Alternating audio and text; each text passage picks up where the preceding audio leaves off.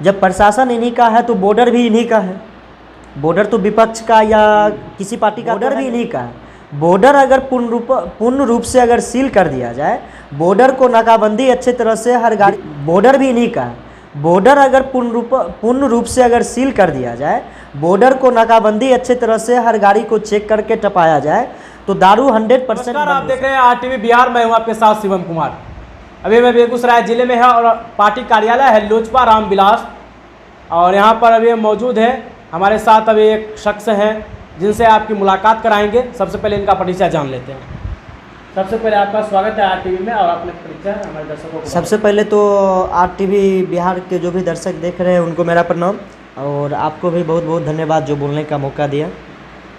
और मेरा नाम राजकुमार है और युवा लोजपा रामविलास के प्रदेश महासचिव हैं। तो अभी आपके पार्टी कार्यालय में पहुँचे हुए हैं, और बेगूसराय में 2-3 मुद्दे को लेकर आपसे बात करने के लिए यहाँ पहुँचे हुए हैं। जो है रोजगार की घटना आप जान ही रहे होंगे, 2-3 दिन पहले जो घटना हुई है लगातार 2 दिन, और एक शराबबंदी है जो होली है और ऊपर से शराब चल रहा है। और तीसरा घटना है, घटना नहीं है, तीसरा एक मांग है कि बेगूसराय में एक दिनकर की विश्वविद्यालय हो। बच्चे बहुत भटक रहे हैं पढ़ने के लिए, उन्हें जाना पड़ता है ललित नारायण, बाहर जाना पड़ता है दरभंगा के लिए, ट्रेन यहाँ से डायरेक्ट नहीं मिल पाती है, ट्रेन छूट जाती है, बहुत समस्या है विद्यार्थी को, और लगातार सभी संगठन इसका आवाज़ उठा रहे हैं। तो हमारे साथ भी है राजकुमार जी, इन्होंने अपना परिचय आपको बताया। तो इनसे पहले हम शराबबंदी पर बात करते हैं। कितना बिहार में शराबबंदी है बताइए। शराबबंदी तो बिहार में आप लोग से भी छुपा हुआ है नहीं, जो 100% विफलता की साबित है। बांका में, भागलपुर में, मधेपुरा में होली की घटना है जो 37 लोगों की मौत हो चुकी है, और कुछ लोग हॉस्पिटल में हैं जिनकी आंख भी चली गई है, और किसी के पिताजी इंपीरियल ब्लू का बोतल लेके बेचारे अपने सांत्वना दे रहे हैं, लोगों को बता रहे हैं जो जहरीली शराब है। तो सरकार की नाकामी तो आपको दिख ही रही है, जो कितना % शराबबंदी है। अगर शराबबंदी होता तो बिहार में शराब आती है कहाँ से? सबसे बड़ी मुद्दा है। सरकार में होते हुए, उनसे जब सरकार होते हुए दारू बंद नहीं हो रहा है तो उनसे हो क्या सकता है? हम पूछना चाहेंगे बिहार सरकार से, बिहार में शराबबंदी कर दिए हैं, बिहार में शराबबंदी का कानून पास कर दिए हैं, तो आखिर बिहार में अगर शराब नहीं भेजी जा रही है, बिहार के बॉर्डर पर ठीक से चेक नहीं किया जा रहा है, या बिहार के जो जितने पदाधिकारी हैं वो एक्टिव नहीं है, तो बिहार में शराब आती कहाँ से? बिहार में शराब आती है सारी सरकार की जेबी में पैसा। अगर कोई शराब बनती है तो चुलाई शराब कहा जाता है, छोटे मीठे शराब जो होते हैं जहरीली शराब, उसको बनाया जाता है। लेकिन विदेशी शराब, कल भी अवध असम गाड़ी से रेलवे जंक्शन पर शराब पकड़ाई है। आखिर में वो आ रहा है, जा रहा है, तभी तो कोई शराब बेच रहे हैं या शराब पी रहे हैं, शराब से मर रहे हैं क्या? ये जो बन रही है सरकार की 100% विफलता है ही। और जो मुख्यमंत्री जी हैं, इन्हीं के अंदर में गृह मंत्रालय भी है। जब गृह मंत्रालय इनके अंदर में, तो प्रशासन भी इन्हीं का है। जब प्रशासन इन्हीं का है तो बॉर्डर भी इन्हीं का है। बॉर्डर तो विपक्ष का या किसी पार्टी का तो है नहीं, बॉर्डर भी इन्हीं का है। बॉर्डर अगर पूर्ण रूप से अगर सील कर दिया जाए, बॉर्डर को नाकाबंदी अच्छे तरह से हर गाड़ी को चेक करके टपाया जाए तो दारू 100% बंद हो सकता है। और हम भी, और मेरे लोजपा रामविलास के जो राष्ट्रीय अध्यक्ष चिराग पासवान जी, आदरणीय चिराग पासवान जी हैं, वो भी इस बात से सहमत हैं जो शराबबंदी होना चाहिए, लेकिन इस तरीके से नहीं होना चाहिए जो शराबबंदी के नाम पे खेल हो रहा है। आप कुछ दिन पहले देख लीजिए, जदयू के एक बड़े नेता के घर में, नाम नहीं लेंगे, एक बड़े नेता के घर में करोड़ों नहीं अरबों का वहाँ दारू स्टॉक मात्रा में पाया गया। ये तो सबसे बड़ा खेल है। और प्रशासनिक से लेके नेता तक, अधिकारी तक, सारे पैसा पे लेके, और शराब माफिया पे कोई शिकंजा नहीं है। शराब माफिया के बारे में अगर जाके आप सूचना दीजिएगा प्रशासन को, तो 2-4 दिन बाद आपकी हत्या हो जाएगी। आप तो कहते हैं बिहार सरकार क्या शिक्षक को शराब ढूंढने के लिए, शराब ढूंढने के लिए नहीं, उसको सूचना देने के लिए कौन आपके क्षेत्र में बेच रहा है? आखिर में शिक्षक पढ़ाएंगे या शराब बेचने वाले को पकड़ेंगे कि शराब को ढूंढ कर देंगे? ये क्या राजनीतिक चल रही है बिहार में? क्या हम एक मूवी देख रहे थे, और उस मूवी में हम देख रहे थे जो पुलिस का कुछ एक गुप्तचर होता है जो सूचना पुलिस को मुहैया करवाती है, गुप्त सूचना मुहैया करवाती है। आज के डेट में वो परिकरण खत्म हो चुका है, पूर्णतः खत्म हो चुका है। इसलिए खत्म हो चुका है इनके राज में जो भी गुप्तचर सूचना देता है, प्रशासन के अधिकारी हो या उस थाना में कोई छोटे अधिकारी हो, जिसको कोई जानकारी हो जाता है, वो जाके उसको शराब माफिया को बता दिया जाता है इसने आपकी जानकारी दी, 2 दिन 4 दिन में उसकी हत्या करवा दी जाती है। इस सरकार में तो सारी हदें पार हो चुकी हैं। अगर कोई भी सूचना आपके घर में बगल में अगर कोई बेच रहा है, आप सूचना दे दीजिए तो आपके घर में 2 बोतल दे के आपको पकड़वा के जेल भेज देगा। निर्दोष लोग जेल जा रहे हैं, बेचने वाले खुलेआम घूम रहे हैं, एक से एक आलीशान मकान बना रहे हैं। जिसके घर में खाने के लिए लाले थे, आज उसके घर में देखिए LED बल्ब, 2 मंजिला घर। सरकार में तो नाकामी छुपी हुई है।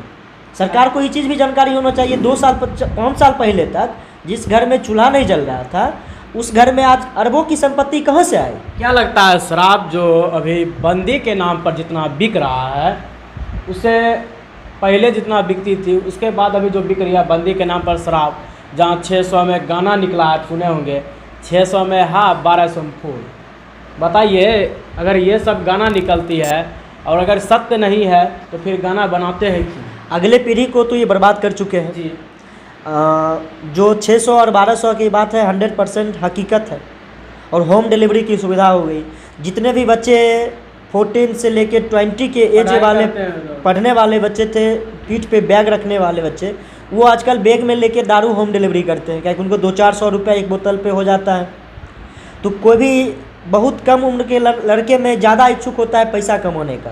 सही बात है। तो वो तो कमा रहा है और सरकार का राजस्व खत्म हो गया, लेकिन अधिकारी हो गए। सरकार का जो गुप्त पैसा है, ब्लैक मनी जिसको बोलते हैं, ब्लैक मनी सरकार को तो आ ही रहा है, लेकिन राजस्व खत्म हो गया है, विकास के नाम पे जीरो है। चलिए अब आपसे दूसरा ही सवाल करते हैं। शराबबंदी पर बहुत सारे ऐसे सवाल हैं जो ख़त्म ही नहीं होती है। दूसरे मुद्दे पर बेगूसराय में राजनीतिक भी अब घमासान तेज हो गई है।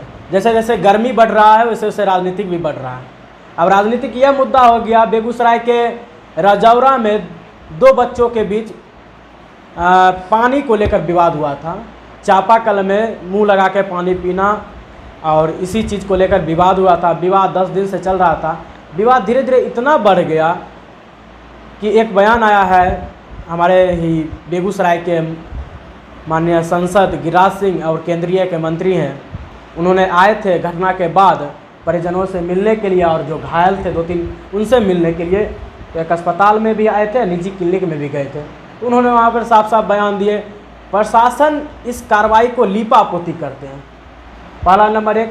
दूसरा बता रहे थे कि प्रशासन विफल है, जिला प्रशासन विफल है, अगर इस पर कोई कार्रवाई नहीं होती है तो अहिंसक कार्रवाई हम करेंगे। अब ये क्या विवाद शुरू हो गया इस पर? देखिए, एक बच्चा पानी पीने की जहाँ तक बात हुई, 2 बच्चा मुंह लगा के पानी पीने की भी बात है। तो स्कूल लाइफ ही एक वैसा पीरियड है जहाँ की ना कोई जाति, ना कोई धर्म और ना किसी राजनीति, वहाँ बच्चे में कुछ समझ में नहीं होता है। हर समुदाय के बच्चे एक साथ खेलते हैं, एक साथ पढ़ते हैं, एक साथ चापाकल में पानी पीने की बात हो। हम लोग भी जिस समय स्कूल के टाइम में थे एक साथ बैठते थे, पीते थे। ऐसी कोई बात नहीं है। इसको तो राजनीति की बना रहे हैं। काहे बना रहे हैं? क्या मुद्दा है जो बना रहे हैं? बेगूसराय में माननीय सांसद जी का कोई काम तो नहीं दिख रहा है। बेगूसराय आते हैं तो जनता इनसे काम के बारे में पूछेगी, तो बेगूसराय आते ही रजौरा की मुद्दा इनको दिखती है, जबकि छोटी सी लड़ाई थी, वो कोई बड़ी मुद्दा नहीं थी। अगर बड़ी मुद्दा होती तो वहाँ सैकड़ों नहीं हजारों की संख्या में हत्या होती, या मान लीजिए उसमें छुरा वार, जैसे बोले चाकू से वार कर रहा है तो 2 लोग घायल ही नहीं होता। जब वहाँ हिंदू मुस्लिम राइट होगा तो वहाँ हजारों की संख्या में लोग हॉस्पिटल में होंगे, 2-4 की संख्या में नहीं होंगे, 10 की संख्या में नहीं होंगे। ये तो सिर्फ एक बच्चे की लड़ाई थी जो थोड़ा सा आपस में भिड़ंत एक दूसरे घर से एक दूसरे घर में हुआ, और कहीं कोई बड़ी बात नहीं है। अभी कैसा माहौल? अभी तो ठंडा हो गया है। अभी बिल्कुल शांत माहौल और हमेशा शांत रहेगा। हम हमेशा रजौरा की जनता से अपील करते हैं हमेशा इसी तरह आपसी भाईचारा बना रहे। अगर भाईचारा नहीं होता तो मुस्लिम समुदाय को जनप्रतिनिधि चुन के उनको मुखिया बनाते।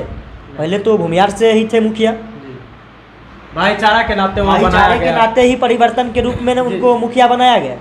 अगर हिंदू मुस्लिम की राइट, रजौरा की बात कर रहे थे सांसद जी, हम भी एक वीडियो में देखे थे जो बोल रहे थे रजौरा की हिंदू कहाँ जाए, कहाँ जाए, तो रजौरा के हिंदू जाने की नौबत ही कहीं हुआ है। फिर सुबह जो बयान दिए तो उसमें बोले थे बेगूसराय का हिंदू जाए तो कहाँ जाए। अरे ये आए थे वहाँ, मतलब एक प्रतिनिधि का मतलब होता है आग में पानी देना, आग में घी देना नहीं।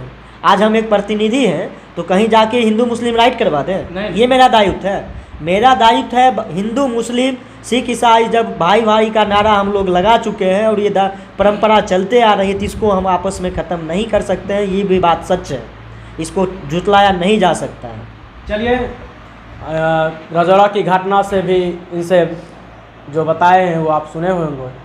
अब आते हैं तीसरा मुद्दा, लास्ट हमारा तीसरा मुद्दा है कि बेगूसराय में एक राष्ट्र कवि दिनकर की विश्वविद्यालय स्थापित हो, और इस पर भी कई तरह के संगठन, बहुत सारे कुछ युवा साथी हैं जो लगातार बेगूसराय में आक्रोशपूर्ण धरना करते हैं। 2 दिवसीय 1 दिवसीय पटना में मार्च करते हैं जहां आंसू गैस छोड़ा जाता है, पानी का बुहार वहां पर छिड़का जाता है। तो ये कब तक ये मांग पूरी होगी विश्वविद्यालय की, और क्या लगता है बेगूसराय में बन पाएगी या नहीं?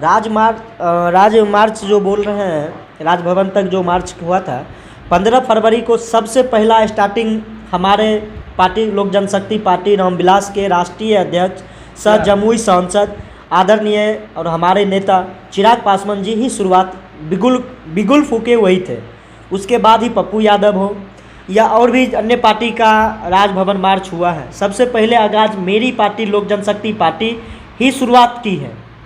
और आपको ये बता दें, जो विश्वविद्यालय की जो बात हो रही दिनकर विश्वविद्यालय के, 2025 में जब मेरी सत्ता आएगी, जब आदरणीय चिराग पासवान जी मुख्यमंत्री की कुर्सी पे बैठेंगे, तो 100% हम बता रहे हैं बेगूसराय में विश्वविद्यालय दिनकर विश्वविद्यालय के नाम से स्थापित होगा। और हम सारे युवा से यही प्रार्थना करते हैं, युवा को आगे बढ़ाएं, न कि जो डेट एक्सपायर मुख्यमंत्री बैठे हुए हैं, अनुकंपा के मुख्यमंत्री बने हुए हैं, अनुकंपा के मुख्यमंत्री नहीं, युवा को मुख्यमंत्री बनाइए 2025 में, तभी जाके विश्वविद्यालय साकार हो सकता है। इनकी सरकार में तो मंत्री ने स्पष्ट रूप से कह दिया, जो बेगूसराय में दिनकर विश्वविद्यालय की अभी कोई नीति नहीं सोची गई है, इस पर नहीं कोई चर्चा है, सरकार ने इसके भी कहीं कोई चर्चा नहीं की है। तो स्वाभाविक है धरना कर ले, हम ट्रक के नीचे चले जाएं, कोई भी फायदा इस सरकार के रीजन में कोई सांत्वना देने वाले भी नहीं है। जब स्पष्ट रूप पे जब विधानसभा में मना कर चुके हैं तो यहाँ हम धरना भी दें तो क्या फ़ायदा है? राजनीतिक मुद्दा को बढ़ाने के लिए हम धरना नहीं करते हैं, हम धरना तभी करेंगे जब वो काम होगा।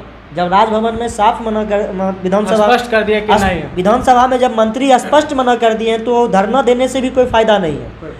बस युवा को और बेगूसराय के युवा को खासकर को एक साथ एकजुटता दिखा के 6 विधानसभा है बेगूसराय में, 6 विधानसभा में जब लोजपा लोक जनशक्ति पार्टी रामविलास के जब 6 विधानसभा में 6 विधायक होंगे तभी जाके विश्वविद्यालय हो सकता है, और तभी उससे पहले कोई संभव नहीं है। जब तक मेरी सरकार नहीं आती, इससे पहले नीतीश अनुकंपा की सरकार पे कोई उम्मीद नहीं लाया जा सकता। तो हमारे साथ थे अभी राजकुमार जी, इनसे मुलाकात कराए, इनसे बात कराए, तो फिर अगले सेशन में मिलते हैं इसी तरह के खबरों को लेकर।